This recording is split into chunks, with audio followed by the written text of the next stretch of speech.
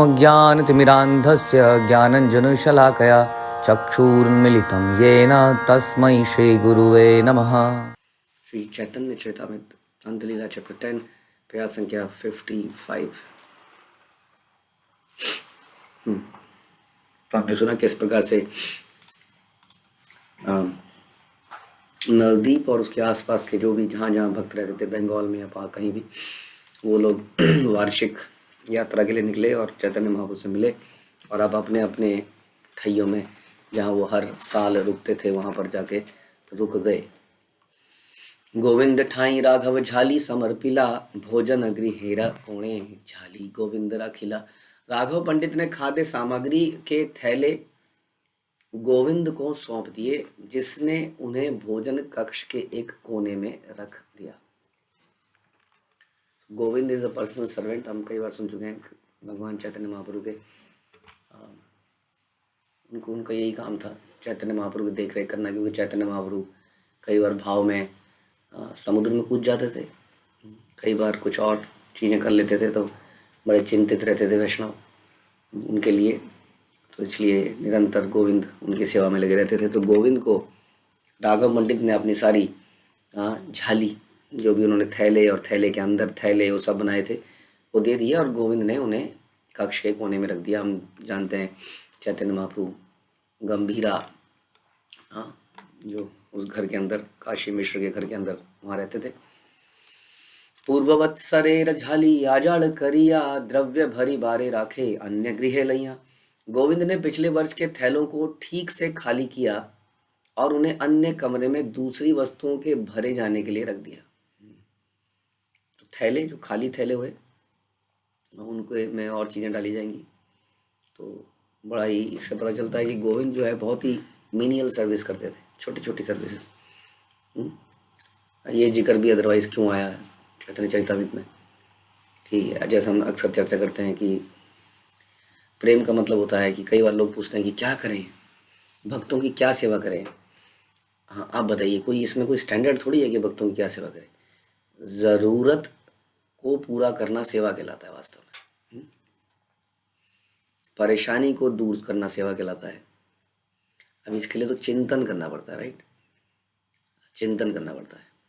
और चिंतन करने से बचने के लिए हम फिर पूछते हैं, बताइए आप बता दीजिए क्या करें उनके लिए, आप कर ले। तो बेसिकली हम वी आर नॉट ऑब्जर्व, हम ऑब्जर्व ही नहीं कर पाते हैं कि किसी की ज़रूरत क्या है, क्योंकि जब आदमी सेल्फ ऑब्जेस्ड होता है तो निरंतर केवल अपना ही चिंतन होता है। मेरे शरीर में ये समस्या है, मेरे घर में ये समस्या है, मेरी ये समस्या है। इससे ऊपर निकल के जब व्यक्ति दूसरों के जीवन में देखने लगता है कि उनके जीवन में क्या समस्या है, उनकी क्या कमी है, तो अपने फिर पूछना नहीं पड़ता कि क्या सेवा करें। फिर तो उसको अपने आप देखने लगती हैं बहुत सारी सेवाएं। तो ये है, इसी को प्रेम कहते हैं वास्तव में। क्योंकि हमने कभी ऐसा चिंतन किया ही नहीं है, जीवन भर फोकस ही इस बात का है कि मैं कैसे अपनी प्रॉब्लम्स को कैसे सॉल्व करूं। भगवान राम ने भी यही दिखाया था सुग्रीव के सामने कि मेरी प्रॉब्लम को छोड़ो, मैं पूरे संसार का राजा हूँ, मालिक हूँ, मेरी प्रॉब्लम को छोड़ो, सुग्रीव तुम अपनी प्रॉब्लम बताओ। उसकी प्रॉब्लम को पहले सॉल्व किया। तो इस प्रकार से भगवान भी हमें दिखाते हैं कि कैसे हमारा जीवन दया त्याग का मिश्रण होना चाहिए। जीवों के प्रति दया, दूसरों के प्रति दया, दूसरे के प्रति करुणा, सेवा भाव। हमेशा जब हम किसी को देखें तो यही विचार करेंगे, अगर चिंतन करेंगे कि इसके जीवन में क्या समस्या है, क्या परेशानी है, क्या चिंताएं हैं, क्या कमियां हैं, तो अपने आप ही हमें सेवाएं दिख जाएंगी। तो गोविंद जो है बस इधर से थैले खाली करे, उधर थैले रख लिए कि महाप्रभु के लिए और प्रसाद आएगा, उसको यहाँ पे भर लेंगे। महाप्रभु को थोड़ी पता है इन सारी बातों का कि गोविंद इधर थैले उठा कर रहा है, उधर थैले कर रहा है, कई चीज़ें उनको पता ही नहीं है। और गोविंद भी क्यों कर रहा है, वो कौन सा बताना चाहता है, महाप्रभु मैंने थैले ऐसे कर दिए, महाप्रभु मैंने थैले यहाँ लगा दिए, महाप्रभु मैंने थैले ये कर दिए। He wants to serve him. आर दिन महाप्रभु निज गण लैया, जगन्नाथ देखी लेना शय्योत्थान यैया। अगले दिन भगवान जगन्नाथ के प्रातः काल जगने के समय पर श्री चैतन्य महाप्रभु अपने निजी भक्तों के साथ भगवान जगन्नाथ का दर्शन करने गए। बेड़ा संकीर्तन तहाँ आरंभ करिला, सात संप्रदाय तबे गाइता लागिला। भगवान जगन्नाथ का दर्शन करने के बाद चैतन्य महाप्रभु ने बेड़ा संकीर्तन, गोलाकार संकीर्तन प्रारंभ किया और उन्होंने 7 टोलियां बनाई और वे कीर्तन करने लगे।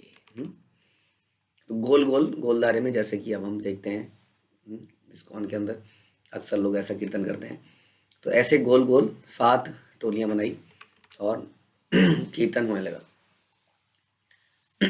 7 संप्रदाय नित्य करे 7 जन, अद्वैत आचार्य आरभ प्रभु नित्यानंद। 7 टोलियों में से हर एक में अद्वैत आचार्य या नित्यानंद प्रभु जैसा मुख्य नर्तक था। ये सारा काम कब चल रहा है? ये सारा काम चल रहा है मॉर्निंग में। मॉर्निंग में ही इतना उत्साह है नाचने गाने का। वक्रेश्वर अच्युतानंद पंडित श्रीवास सत्यराज खान आर नरहरिदास। अन्य टोलियों के नर्तक थे वक्रेश्वर पंडित, अच्युतानंद पंडित, पंडित श्रीवास, सत्यराज खान तथा नरहरिदास। तो पहले हमने बहुत देर तक ये पढ़ा, ये सुना कि क्या खाया और क्या बनाया, और अब हम सुन रहे हैं कौन कौन नाचा। इसलिए कहते हैं कि चैतन्य चरितमृत को कोई नया आदमी पढ़ेगा तो कहेगा क्या है ये ग्रंथ है तुम्हारा, क्या इसमें है क्या। इसलिए चैतन्य चरितमृत तो केवल आदमी बहुत ही जो भक्ति में इसको श्रद्धा हो गई वही सुन सकता है, वही समझ सकता है कि इसमें क्या है।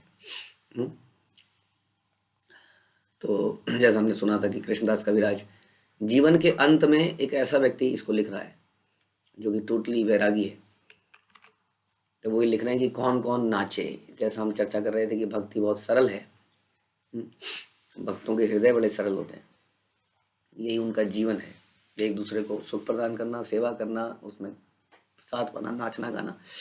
हमारे जीवन में समस्याएं कब आती हैं? हमारे जीवन में समस्याएं आती है जब हम इकट्ठा करना शुरू करते हैं, और इकट्ठे करने के लिए घोर प्रयत्न करते हैं, प्रयास करते हैं। आदमी इतना तो करे कि वो अपना जीवन चला पाए, कि उसको खासतौर पर गृहस्थ जीवन में वो अपना जीवन चला पाए, इतना कार्य करे। जैसा प्रभुपाद ने अक्सर लिखा कि उसकी body and soul should be together. इतना वो अपनी व्यवस्था तो करे कि बॉडी और सोल साथ में रहे, नहीं तो सोल चली जानी है। लेकिन जितना हम ज़्यादा इकट्ठा करेंगे, चीज़ों को जोड़ेंगे, उतने को उसके लिए प्रयास करना पड़ेगा। ये ध्यान रखना चाहिए हमें। पति और पत्नी के खासतौर में बड़ा इम्पोर्टेंट है। कई जगह पत्नी की डिमांड है, कई जगह पति की बहुत सारी डिमांड है, और सोचना चाहिए। माना पत्नी का अगर एग्जाम्पल ले कि मैं अगर इतनी डिमांड कर रही हूँ तो उसके लिए मेरे पति को कितना काम करना पड़ेगा। मैं कह रही हूँ ऐसा होना चाहिए, मैं कह रही हूँ ये होना चाहिए, उसके लिए उसको अधिक कार्य करना पड़ेगा। अधिक कार्य करने का मतलब है संसार की अधिक सेवा। क्योंकि संसार से धन लेते हैं हम, संसार की अधिक सेवा। इसका मतलब है भगवान की भक्तों की कम सेवा। तो इस प्रकार से जब हम कहते हैं कि कर्म, जब भगवान ने बोला था गीता में कि जो मेरे लिए कर्म करता है उसको मैं जल्दी ही उद्धार करने वाला हूँ। मेरे लिए कर्म करने का मौका ही कहाँ मिलता है, क्योंकि आवश्यकताएं इतनी बढ़ गई हैं कि कर्म तो हम संसार के लिए करते हैं, संसार से पैसा लेते हैं, अपनी आवश्यकताओं को पूरा करते हैं, और कई बार अपनी ग्रीड को अपनी आवश्यकताएं बताने लगते हैं, अपनी ज़रूरतों को बढ़ा लेते हैं। ज़रूरतें हमने बहुत बढ़ा ली हैं। हमारे बच्चों की ज़रूरतें हैं, मेरा बच्चा बड़ा होगा तो उसके लिए ये करेगा, तो उसके लिए इतना धन चाहिए, उसकी शादी में इतना धन चाहिए होगा, उसके लिए इतना धन चाहिए होगा, तो पूरा जीवन धन को जोड़ने में निकल जाता है। उस बच्चा भी वही देखते हुए बड़ा होता है कि पिताजी लगे हुए हैं, इसका मतलब यही जीवन है, मुझे भी लगे रहना है, तो वो भी उसी तरह से लग रहता है फिर। तो इस प्रकार से हर कोई धन को जोड़ रहा है। बड़ी द आयरनी इज, हम उस धन को एंजॉय भी नहीं कर पा रहे क्योंकि हम इतने व्यस्त हो गए हैं उसको जोड़ने में। तो जोड़िए इतना कि अपने जीवन की ज़रूरतें कम से कम हो जाए, कम से कम। जब भी हमारा मन करे इसको ऐसा कर लेते हैं, इसको ऐसा कर लेते हैं, तो मन में विचार आए क्या करना है करके, थोड़ा ऐसा सोच सकते हैं। ताकि बेसिकली बात यह है कि ज़्यादा से ज़्यादा समय गोविंद की सेवा में, वैष्णव की सेवा में लगा पाए, अधिक से अधिक। क्योंकि जितना फैलाएंगे, जितना करेंगे, उतना फिर उसके लिए मेहनत करनी पड़ती है, उतना कमाना पड़ता है। क्योंकि जीवन बड़ा सरल है, जैसा हम यहाँ पे देख रहे हैं, they are dancing and having prasadam. साथ में ये प्रसाद पाते हैं, बनाते हैं, महाप्रभु को बुलाते हैं, वो कई कई चीज़ें बनाते हैं, नाचते हैं, गाते हैं। लिटरली देखा जाए तो जीवन में इससे बड़ा आनंद क्या है, अगर भौतिकता के रूप में भी देखा जाए। ऐसा जीवन जिसमें खाना हो, नाचना हो, यही तो चाहते हैं भौतिकतावादी लोग भी। इसलिए जैसे ही सैटरडे आता है, जैसे ही संडे आता है, वो यही करना चाहते हैं किसी रेस्टोरेंट में जाएंगे, किसी क्लब में जाएंगे, यही तो करना चाहते हैं ना, वो लोग भी यही कर रहे हैं। बट उनका साथ प्रॉब्लम है कि उनको 5 दिन अपने आप को चूर्ण बनाना पड़ता है, तब थोड़ी देर और चूर्ण बनाने के चक्कर में शरीर भी ऐसा हो जाता है कि वो फिर नाच गा नहीं पाते।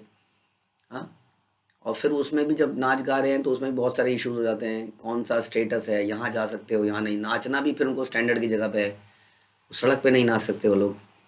फिर नाचने के लिए बहुत बड़ा होटल चाहिए, उसके लिए और पैसा चाहिए। हम्म? हम भक्त लोग जो है, हम जब संकीर्तन निकालते हैं हम सड़क पे ही नाच लेते हैं, खर्चा बच गया सारा। नाचने की हुड़क भी पूरी हो गई और भगवान की संतुष्टि हो गई, प्रचार भी हो गया, प्रभुपाद भी प्रसन्न हो गए, सारे काम एक साथ बिना पैसे के। हाँ, हींग क्या है, हींग लगे ना फिटकरी, रंग भी चौखा है। हम्म? ये है, इसको कहते हैं भक्ति, इसको कहते हैं सरल जीवन, आनंद पूरा और खर्चा जीरो। हम्म? और संसार में खर्चा पूरा और आनंद जीरो, ये फर्क है। तो ये केवल पढ़ने के लिए नहीं है, ये सच्चाई है। चैतन्य महाप्रभु के भक्त यही कर रहे हैं, इसलिए हमें थोड़ा इस इन चीज़ों पर चिंतन करना चाहिए। तो ये टोलियाँ थी, उन टोलियों में ये सारे मेन लीडर थे, डांसिंग लीडर्स। सात संप्रदाय प्रभु करे न भ्रमण, मोर संप्रदाय प्रभु एछे सबर मन। जब श्री चैतन्य महाप्रभु निरीक्षण करते हुए एक टोली से दूसरी टोली में विचरण करते तो प्रत्येक टोली के व्यक्ति यही सोचते कि महाप्रभु हमारी टोली में है। और इस प्रकार से महाप्रभु हर भक्त की टोली में नजर आते थे। संकीर्तन कोलाहल एक आकाश भेदिला, सब जगन्नाथवासी देखी थे आईला। सामूहिक कीर्तन से इतनी तुमुल ध्वनि हुई कि आकाश भर गया। हाँ, हमारे सामूहिक कीर्तन में आवाज क्यों नहीं होती है? क्योंकि कुछ माता जी इसको कुछ अर्जेंट डिस्कशन करनी होती है उसी वक्त आपस में, कुछ प्रभु जी इसको कुछ प्लानिंग करनी होती है अगले आने वाले उत्सवों की, या और किसी प्लानिंग की। तो अलग अलग टोलियों में लोग डिस्कशन चल रहे होते हैं, कीर्तन मंडली एक बैठी होती है, उनको मजबूरी है कि उनके हाथ में, किसी के हाथ में माइक थमा दिया है तो उसको तो गाना ही पड़ेगा। माइक चला गाता गाता सो जाएगा तो सबको पता चल जाएगा, पीछे पीछे रिपीट करता हुआ भीड़ में सो जाएगा तो किसी को पता नहीं चलेगा, इसलिए अटेंशन कम होती है। सामने ही बैठा देंगे तो हाँ, इसलिए कहते हैं माइक लगाती हर कोई जाग जाता है एकदम से। और माइक हटती हर कोई सो जाता है। डिस्कशन करें, कई लोग अपना जप करने जप ही निपटा लें यहाँ बैठ के। हाँ, कीर्तन में बैठे हैं या संकीर्तन में जा रहे हैं, वो अपना जप निपटा रहे हैं। कोई जप निपटा रहा है, कोई कोई और प्लानिंग कर रहा है, कोई और कार्य कर रहा है। लेकिन आवाज़ नहीं आ रही है, इसलिए क्या करना पड़ता है? इसलिए माइक लगाने पड़ते हैं, स्पीकर लगाने पड़ते हैं, स्पीकर की आवाज़ निकले। स्पीकर तुमुल ध्वनि करता पाया गया। यहाँ बताया कि भक्त लोग तुमुल ध्वनि कर रहे थे, अब स्पीकर तो तुमुल ध्वनि, स्पीकर तो निर्जीव है, भगवान के धाम में जा नहीं पाएगा बेचारा। हाँ, स्पीकर बन के ही अवतार हो जाए अगले जन्म में, ऐसा लगता है वही बेहतर है। हाँ, क्या होता, भगवान से प्रार्थना करें मैं स्पीकर बन जाऊँ आपके कीर्तन में बजने वाला, क्योंकि लोग तो गाते नहीं है, तो हम स्पीकर बन जाएं और तुमुल ध्वनि पैदा करें आपके संकीर्तन को। स्पीकर को कितना पुण्य मिलेगा बताइए। सारा हर जगह जो आवाज़ जाती है वो स्पीकर की जाती है, लोगों की नहीं जाती है। फिर एक ही व्यक्ति होता है, दो व्यक्तियों को दे देते हैं माइक, तुम पहले गाना तुम बाद में गाना, बाकी लोग सब चलेंगे साथ में। जैसे कि मुर्दे चलते हैं ना, मुर्दे देखे आपने, मुर्दे जैसे चल रहे हो, कितना भयानक सीन है। मुर्दे चल रहे हैं वाइट वाइट, और मुर्दे होते भी वाइट वाइट से हैं, भूत आत्माएं चल रही है वाइट वाइट वाइट, शांति। एक स्पीकर से आवाज़ निकल रही है, एक आदमी गा रहा है, पीछे से दूसरा गा रहा है। This is the condition everywhere, चाहे नगर कीर्तन कर लो, चाहे बैठा के कीर्तन कर लो, कुछ भी कर लो। People are very busy. कईयों को संगीत का आनंद ले रहे हैं प्रभु जी।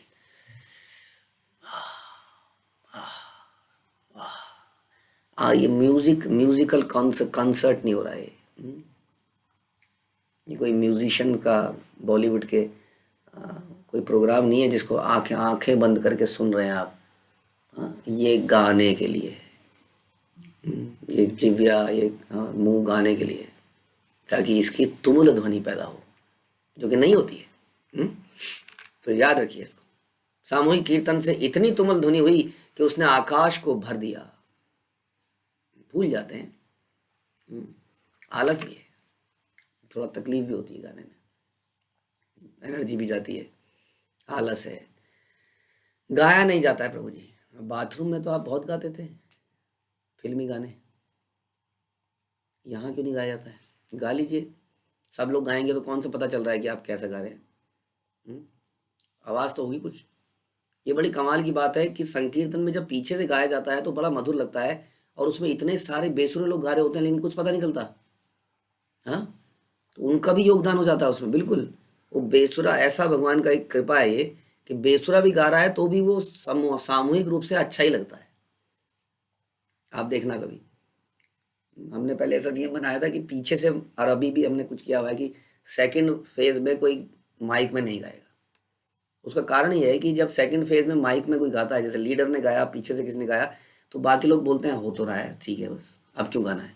जब शांति हो जाती है ना तो सबको टेंशन हो जाती है कि मेरी तरफ देखा जाएगा, और पीछे से आवाज़ ही नहीं आ रही है, तब उनको थोड़ा चिंता हो जाती है। लेकिन जब स्पीकर की आवाज़ आ रही होती है तो हर आदमी सोचता है energy should not be wasted, it is gift of God, energy should be conserved. मैं अपनी एनर्जी को कंजर्व कर रहा हूँ। आगे जाके सेवा करनी है ना। तो पता है, सबसे बड़ी सेवा तो अभी चल रही है, इस युग की सबसे बड़ी सेवा हरिनाम संकीर्तन। लेकिन हम अपनी एनर्जी को कंजर्व कर रहे हैं, कहाँ पे लगाने के लिए? हम्म, चुन्नू मुन्नू के साथ लगाने के लिए? हाँ, जब जहाँ सबसे बड़ा प्रोसेस, सबसे बड़ा महाप्रभु को प्रसन्न करने वाला चीज़ चल रही है, तब हम चुप बैठे। इसलिए पीछे से स्पीकर बंद किया गया। कि आवाज़, लोग सोचेंगे कि गा तो रहा है ये स्पीकर, मैं क्यों गाऊँ। तो आलस भी है, बहुत सारी चीज़ें, काम भी याद आ जाते हैं, आलस भी है, उसकी उसकी महत्व का नहीं जानकारी है। हमें लगता है कि हम बेसुरे हैं, पता नहीं क्या जो भी लगता है। बट ऐसा हम पढ़ते नहीं हैं शास्त्रों में, शास्त्रों में कुछ और ही पढ़ते हैं। तो इसका करने का प्रयास करें।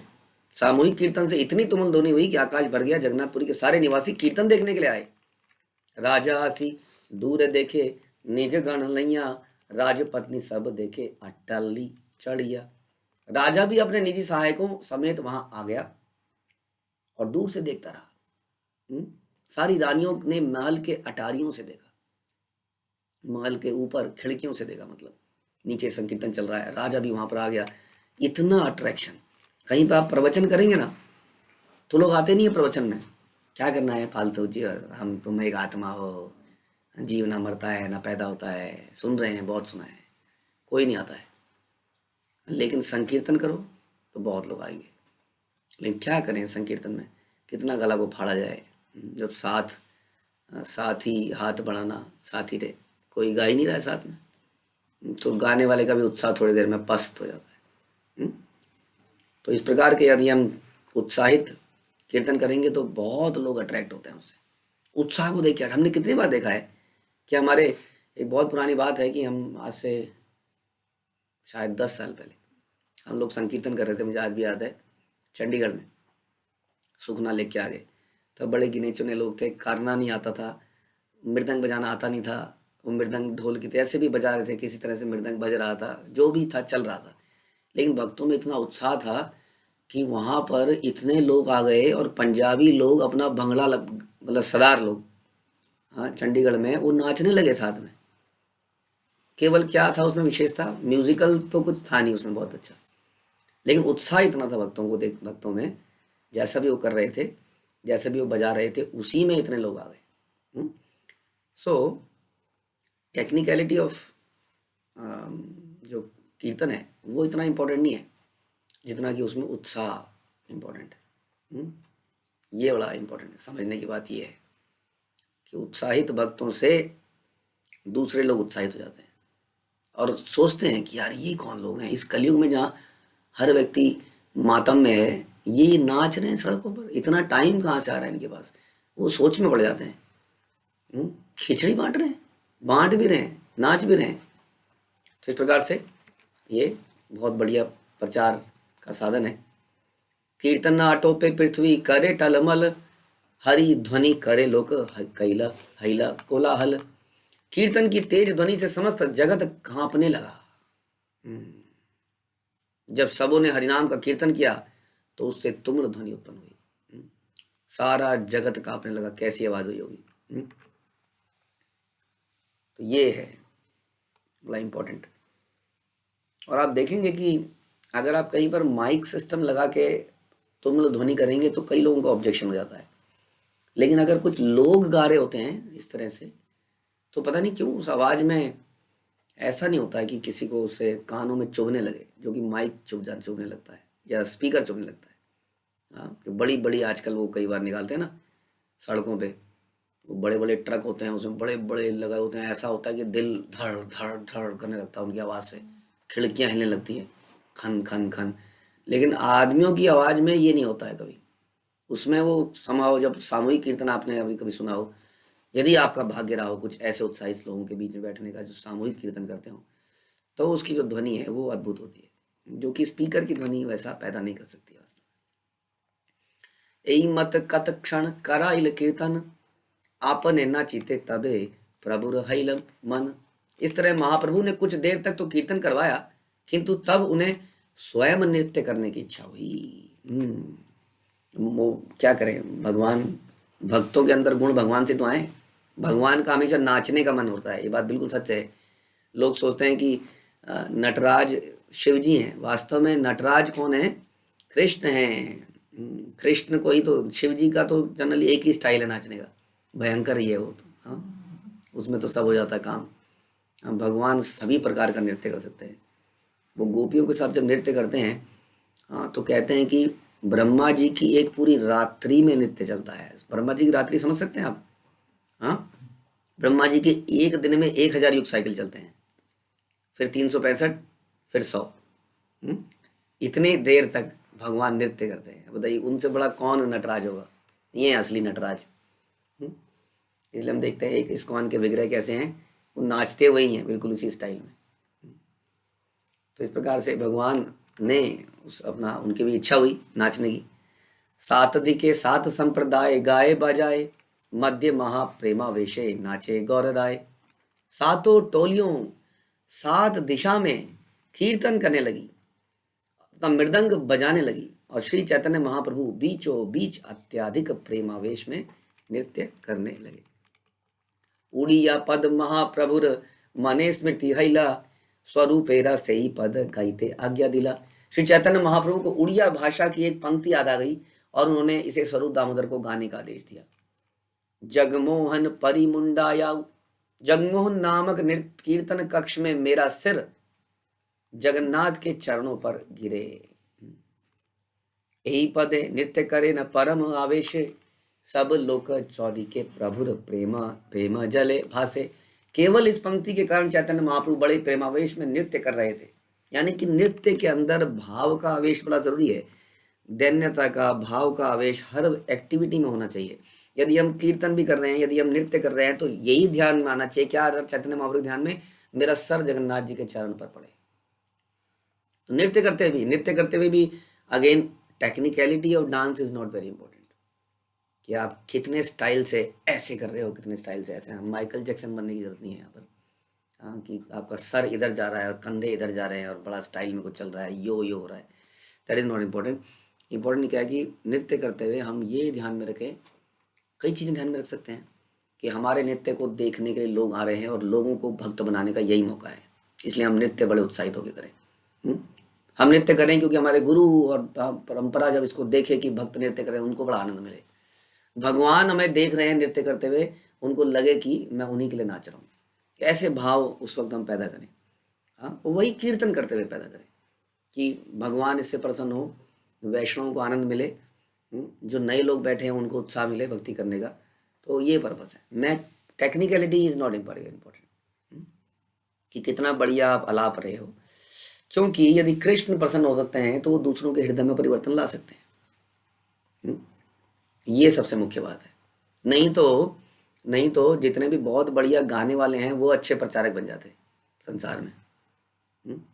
लेकिन हम देखते हैं शुद्ध भक्त अलग ही है। श्रील प्रभुपाद का हमें गीत बड़े पसंद लगते हैं, क्योंकि आवाज़ बॉलीवुड के सिंगरों जैसी आवाज़ नहीं है, बॉलीवुड हॉलीवुड के, लेकिन जब सुनते हैं तो बहुत ही आनंद आता है। तो कारण ये है, इसे प्योरिटी इज फोर्स। प्योरिटी का क्या मतलब है? प्योरिटी का मतलब क्या है? रिन की धुलाई के बाद साफ सफ़ेद किया हुआ कपड़ा थोड़ी। प्योरिटी का मतलब है भावनाएं। भावनाएं कैसी, भावनाओं में क्या चल रहा है, कीर्तन करते हुए उस व्यक्ति के दिमाग में क्या चल रहा है, नृत्य करते हुए उसके दिमाग में क्या चल रहा है। क्या नृत्य करते हुए चल रहा है कि अब मैं बहुत ऐसा नृत्य कर रहा हूँ, सारी माताएं देखेंगी और कहेंगी वाह, हाँ, समथिंग लाइक दैट। तो किसको इम्प्रेस करने का हम प्रयास कर रहे हैं? ये इम्पोर्टेंट है। हम्म, कि हम भगवान की प्रसन्नता के लिए, वैष्णव की प्रसन्नता, गुरु की प्रसन्नता के लिए नृत्य कर रहे हैं एज ए मीनियल सर्वेंट। या क्या कहते हैं, या रे यही ते नचाए से ताई ताई से करे नृत्य। भगवान के सब दास हैं, देवता भी भगवान जैसा नचाते हैं देवता वैसा नाचते हैं। शिला प्रभुपाद ने बोला, नचाए नचाए मने नचाईते नचाए नचाओ से मने मते, कि जैसा नचाना है मुझे नचाइए। हम्म? मैं क्या हूँ, काठ की, मैं एक लकड़ी की पुतली के जैसा हूँ, आपको मुझे जैसा नचाना है नचाइए। So we can think like that, I am dancing like a puppet for Krishna.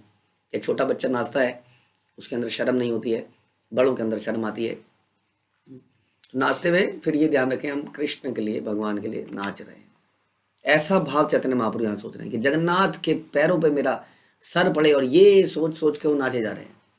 उनके चारों ओर के लोग उनके उनके आंसुओं के जल में तैरने लगे। वो इतने आंसू बहने लगे कि लोगों के ऊपर गिरने लगी, छींटे आने लगी। हाँ, चारों तरफ ऐसे घूम रहे हैं तो आंसुओं की बौछार सब पे ऐसे।